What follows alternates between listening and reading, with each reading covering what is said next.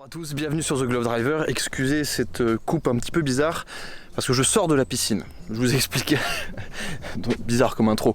Aujourd'hui, je suis à Nogaro et vous me retrouvez pour un petit vlog des coulisses de ma compétition en Caterham Academy. Je vais vous présenter la voiture avec laquelle je suis venu, une voiture que j'avais très envie d'essayer. Elle est juste devant moi et je pense vraiment qu'elle va vous plaire, surtout en termes de configuration. Et aussi vous amener un petit peu, comme je vous l'ai dit, dans les coulisses de mon week-end en Caterham Academy. Alors là, on est le dimanche, on est le dernier jour de cette compétition. Il y a déjà eu plusieurs jours qui se sont déroulés. Vendredi, avec 2 essais libres, une qualification. Hier, il y a eu une course. Et aujourd'hui, donc là, ce matin, il y a eu une qualification. Cet après-midi, il y a une course. Vous retrouverez, après cette vidéo, 2 vidéos spécifiques sur chaque course. Ça a été le week-end pour l'instant le plus compliqué que j'ai eu en Caterham Academy. Hier, le début du week-end a été horrible. J'ai eu beaucoup de problèmes avec la voiture. J'étais pas en confiance. Vous verrez tout ça dans la vidéo. Bref, là, ce matin, qualification. Vous voyez la petite voiture qui apparaît derrière. Qualification. C'était très intéressant. J'ai une bonne place pour le départ tout à l'heure de la course. Donc ça va être intéressant, mais vous verrez ça sur les autres vidéos. Bref, je vous présente l'Alpine A110 Légende GT 2021. Je retourne la caméra et je vous montre pourquoi je pense que c'est la meilleure Alpine à ce jour. La voilà, l'Alpine A110 Légende GT 2021. Alors l'endroit où on se trouve là, on est dans le Airbnb qu'on a loué avec mon pote qui a ici son superbe Macan Turbo. Et cette voiture, j'avais très envie de l'essayer parce que pour vous la faire courte, c'est une édition limitée à 300 exemplaires, numérotée, celle-ci c'est la numéro 5.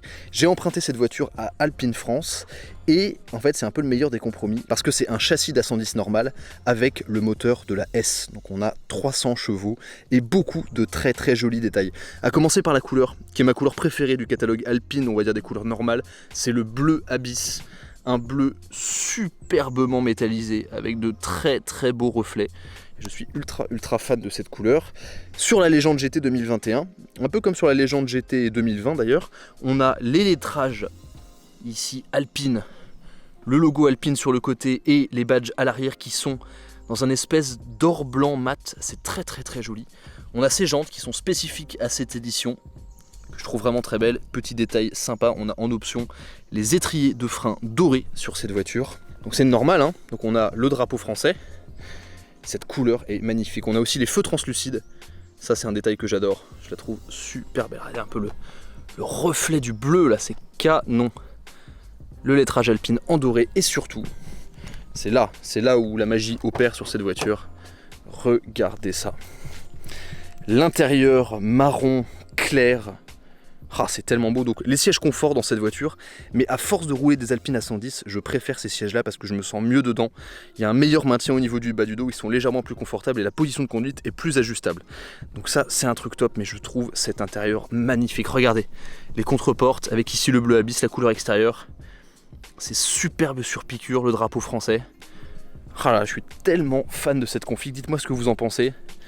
Mais c'est une voiture géniale. Elle est trop belle et c'est incroyable les retours des gens, toutes les personnes que j'ai croisées qui m'ont arrêté avec cette voiture trouvent la config extraordinaire. Et aussi, petit détail sur la Légende GT 2021, regardez. Au niveau du carbone ici, on a des petits inserts de cuivre dans les tresses de carbone, ça c'est top. Le marquage du volant ici à midi est dans la même couleur que les sièges. Et on a pareil cette console centrale avec ce carbone particulier, je trouve ça top. Bon, l'intérieur n'a pas changé, hein. Ça c'est un peu dommage, c'est vraiment le truc moi qui me...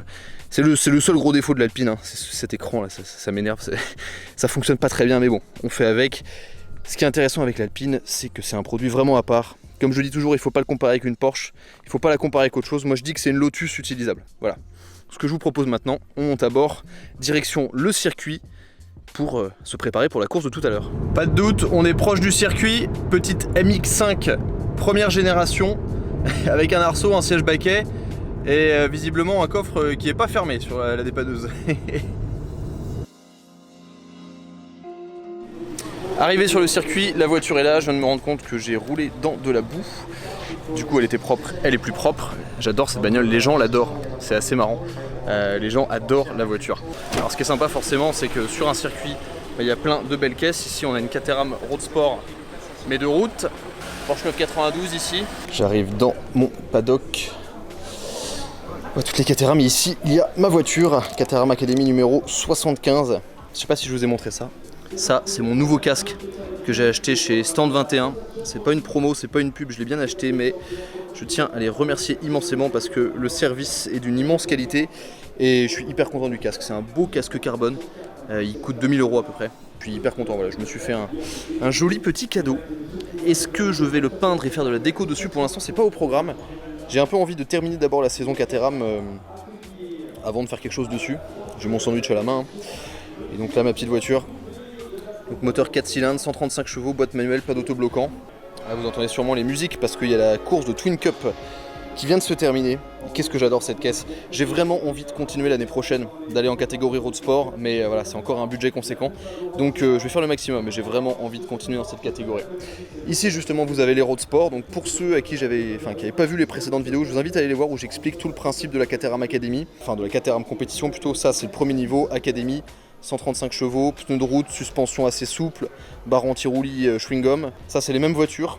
Donc c'est la catégorie supérieure, mais on a des slicks, enfin des semi-slicks plutôt, on a des suspensions plus raides, on a des plaquettes de frein plus résistantes, avec plus de mordant, des barres anti-roulis plus fermes, donc c'est beaucoup plus rapide. Toujours 135 chevaux, et la catégorie supérieure encore, c'est ça, c'est des 420R. 420R, donc là on passe de 135 à 200 chevaux. Là c'est pas les mêmes bagnoles. Nous c'est des 1,6 litre, là c'est des 2 litres. Le plus important, boîte séquentielle, autobloquant à l'arrière. Nous on n'a pas d'autobloquant. Et donc là c'est des vraies machines de course. J'adorerais essayer ça un jour parce que je vous jure que ça watt. Sur des circuits sinueux, ça accroche une 911 Cup. Pour vous donner un peu l'idée du grip latéral et du freinage que ça. Si vous avez des questions sur la compétition Caterham, n'hésitez pas à les poser en commentaire, j'y répondrai. Et là, la course est dans pas longtemps, donc il y a une petite pression qui commence à monter. J'ai hâte parce que je retrouve enfin une voiture, enfin vous verrez sur les vidéos, mais je retrouve enfin une voiture qui fonctionne bien. Ça a été très très compliqué avant. Donc là j'ai hâte d'aller me battre à la loyale avec ceux qui sont devant moi et derrière moi aussi parce qu'on est vraiment dans un mouchoir de poche. On est à plusieurs dans un dixième. Donc ouais, souhaitez-moi bonne chance et puis je vous retrouve après la course. Vous verrez si j'ai le sourire ou pas, ça vous donnera une idée du résultat. Et après on reparlera un petit peu évidemment de cette Alpine A110 Légende GT 2021. Le nom est long mais ça vaut le coup. Petite vue sur la ligne droite du circuit de Nogaro, qui est un circuit extrêmement technique, hein. 3 km 6. Donc on part d'ici, vous avez la ligne là, les feux qui sont, j'arrive pas à voir, ici, on part de là. Et là après c'est la guerre, et là surtout il y a une ligne droite de 900 mètres, et comme avec les Caterham Academy on a très peu de pénétration aérodynamique, l'aspiration fonctionne très bien. Donc c'est là que ça rend intéressant ce circuit. Fin de la course, bon, vous verrez le résultat dans la vidéo prochaine, désolé, mais bon, j'ai le sourire, ça s'est très bien passé. C'est plutôt cool, c'est une bonne fin de week-end. Maintenant, retour Paris, mais d'abord, petite route en Alpine. Donc là, avant de reprendre la route, au final, je pensais pas regarder la dernière course, parce que j'ai quand même 7 heures de route pour rentrer à Paris. Je vais quand même regarder la course des road sport, donc la catégorie qui est juste au-dessus de nous, pour soutenir mon pote Harold, qui est dans celle-ci, qui part en 4ème position. Voilà, et après on retourne dans l'Alpine, il fait une chaleur à crever. Et si vous l'avez entendu au début de la vidéo, j'ai dit que pour moi cette voiture c'était une Lotus polyvalente. Et quand je parle d'Alpine sur la chaîne, il y a des réflexions qui reviennent beaucoup. Ouais mais l'intérieur, ouais mais le son, ouais mais enfin plein de trucs comme ça. Et tout le monde dit Porsche c'est mieux. Mais cette voiture, si vous la comparez à une Porsche, vous n'avez pas compris le principe de l'Alpine. Parce que ça veut pas être la même chose. Alors oui, ok, l'Alpine, c'est une voiture de sport qui vaut cher, ça on est d'accord. Surtout dans cette version, on est à presque plus de 70 000 €, c'est très cher. C'est très cher pour une voiture de sport avec entre guillemets un écran qui fonctionne mal, du plastique qui vieillit mal, effectivement c'est cher. Mais pour avoir beaucoup conduit des Boxster, des Cayman, eh ben j'ai une préférence pour la conduite de cette voiture. On n'a pas le côté noble qu'on a dans une Porsche, mais c'est normal, c'est pas les mêmes tarifs de voiture. Et moi cette voiture je l'adore parce qu'elle est petite, elle est agile, on a une sensation de légèreté et de lecture de la route qu'on n'a pas sur d'autres voitures. Moi les seules voitures sur lesquelles je retrouve une sensation pareille, c'est dans des Lotus. Sachant que là en plus c'est même plus lourd qu'une Lotus. La boîte est super bien, c'est une voiture qui est confortable, qui est polyvalente, les coffres sont pas immenses, mais vous pouvez quand même mettre des choses. Franchement là je suis venu, j'ai joué à Tetris avec tout mon matériel, notamment le casque, etc. Mais il y a quand même de la place, ça consomme rien, ça coûte rien en consommable. Je suis descendu de Paris, j'ai fait 7,9 litres de conso, avec une voiture qui fait 300 chevaux et qui peut accrocher la plupart des voitures de sport sur une petite route ou même sur un circuit. C'est quand même fantastique. Mais bon, tout ça, on s'en fout. Moi, mon mode préféré de la voiture, c'est vraiment le mode track, parce que c'est là où il y a le plus de watts. Et je suis toujours aussi fan de cette boîte de vitesse.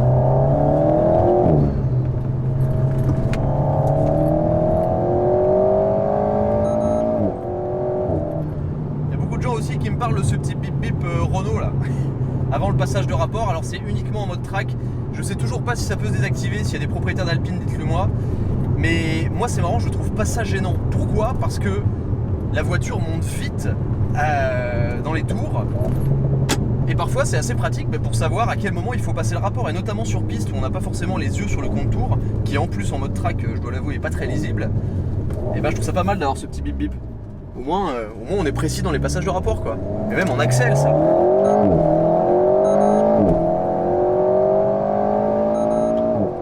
Et voilà. Et là je suis à une vitesse illégale.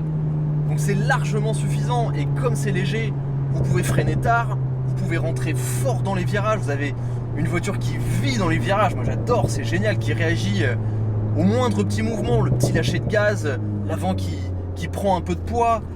Puis là on arrive dans un virage comme ça, on plante là. C'est super fun. Et j'avoue que moi j'ai aussi un petit appétit, on va dire, une petite passion pour la glisse. Bah la glisse c'est génial avec cette caisse. On arrive, hop, on la place au frein, sur un rond-point, sur le mouillé. Ça enchaîne, c'est fantastique.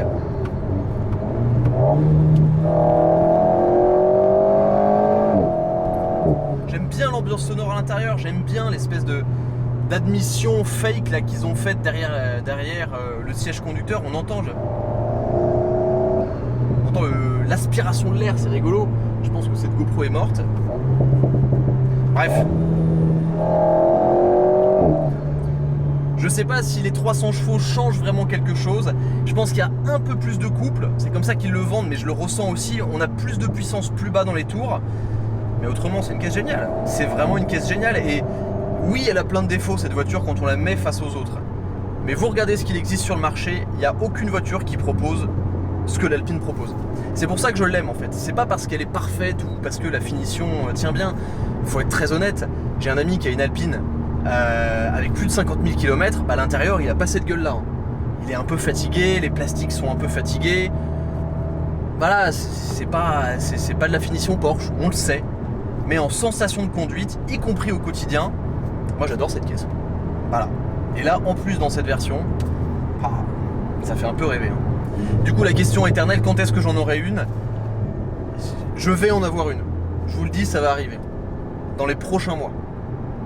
Et cette fois-ci, c'est vraiment le cas. C'est pas moi qui me dis ça pour me motiver. Ça va arriver. Donc restez connectés. En plus, normalement, la config devrait vous plaire. Allez, en route.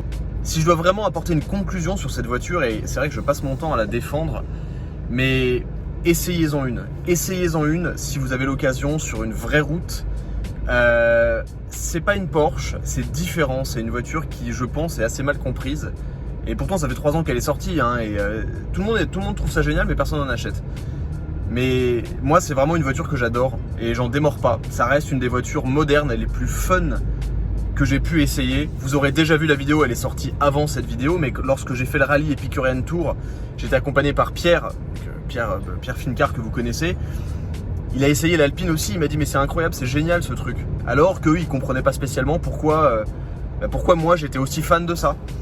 Et quand je vois la réaction des gens, quand je vois moi le plaisir que je prends au volant de cette voiture, alors que j'ai l'occasion de conduire des voitures plus puissantes, plus exclusives, pour moi cette Alpine je l'adore. Voilà, et pour moi cette configuration, ce modèle c'est vraiment le modèle à avoir. Un énorme merci à Alpine de m'avoir mis à disposition cette voiture pour le week-end. J'espère que je vais vite avoir mes fesses dans une, mais qui m'appartiendra parce que j'en démords pas. J'adore cette voiture. Enfin bref, merci d'avoir regardé et à très vite sur The Glove Driver. Ciao.